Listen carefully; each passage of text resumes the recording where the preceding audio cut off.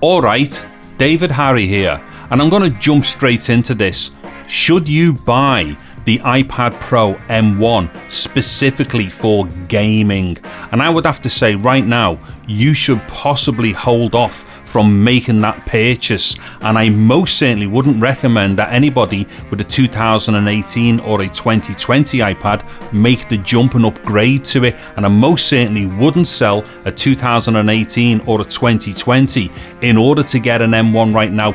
And don't forget, this is specifically for gaming. Now the reason why I'm saying this is because for the last few days I've been going mental doing a ton of gaming on the iPad Pro M1, and probably more importantly, I've been comparing it to my iPad Pro 2020. And the real disturbing thing that I've found is that in no games that I've played does the M1 actually beat the iPad Pro 2020. And indeed, in most things that I've tried, it is at best maybe just as good, but quite often it is worse.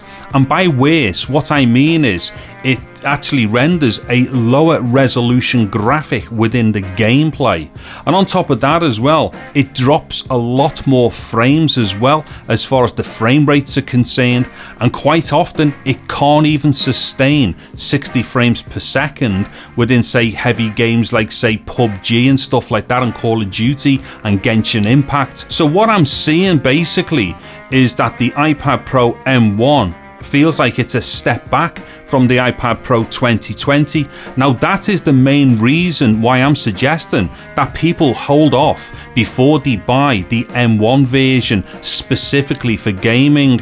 And if you've got a 2018 or a 2020 iPad Pro, I definitely would not get rid of one of them or sell one on to upgrade to the M1. I don't think you will be happy with this. Now here's the thing. The M1 processor is a lot more powerful on paper than what the A12Z is within the 2020. However, it is not performing that way in the real world. So this suggests to me that the apps themselves may need optimizing, or indeed the operating system may need optimization as well. And the reason why I'm suggesting that is because I've had a Mac Mini M1, and I can definitely say for sure that the M1 processor is a brilliant processor, and graphically it is easily capable of matching and exceeding what you would get out of the A12Z, which is in the 2020 iPad Pro. So the bottom line here is this: if you are a gamer, I would definitely think twice about making that upgrade to the M1 version of the iPad Pro. You may just want to hold on for a bit and see exactly what happens. Maybe we start seeing some improvements with app updates, or maybe we see improvements with the operating system being updated.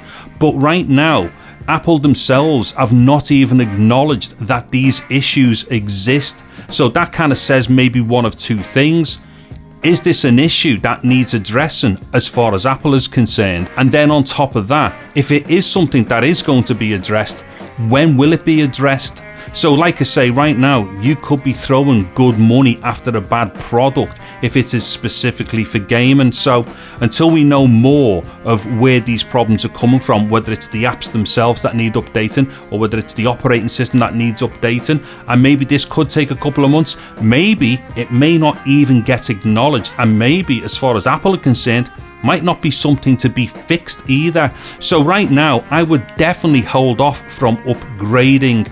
And if you're somebody who's never used an iPad Pro before, and you're thinking about getting an iPad Pro very specifically for gaming, again, I would recommend you hold off, or maybe buy yourself a second-hand 2020 and have like what is the best iPad right now for doing gaming on. Okay, so hopefully this video hasn't been too long, and I have definitely got my message across as clear as possible. Now, if you go and have a look in the description for this video, there will be links there taking you to gaming videos that I've done using the M1 iPad Pro, and in there you can see the obvious problems that I'm talking about. And also, as and when these things get fixed, I will definitely make videos about that as well, because first and foremost here, I am an iPad fanboy, and especially for gaming, I don't want to see the iPad failing on the M1 chip for gaming. That's it, pure and simple. I want this to be the best portable gaming device, which for someone like me, I can then plug into a TV and use as a console.